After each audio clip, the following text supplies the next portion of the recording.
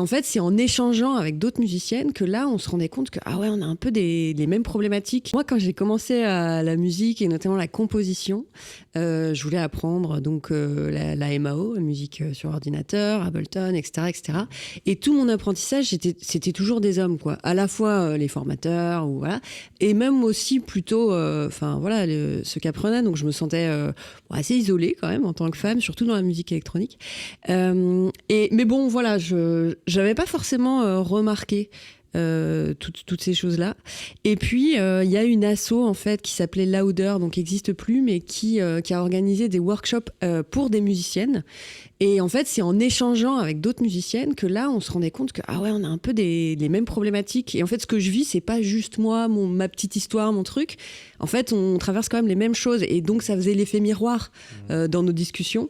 Voilà. Et c'est comme ça que là, c'est pour ça que moi, je trouve que la mixité choisie, c'est top, parce que ça permet de se rendre compte Qu'est-ce qu'on appelle la mixité choisie? La mixité choisie, oui, pardon. C'est le fait de dire on va faire un workshop, par exemple, pour les femmes ou minorités de genre, quoi. Et du coup, ça permet de se rendre compte que on n'a pas exactement la même approche qu'avec les mecs, en fait, clairement. Qui, en plus, culturellement, les mecs, ils sont beaucoup plus geeks. Donc, en fait... oui, parce que la MAO, c'est surtout le O qui est important, c'est ordinateur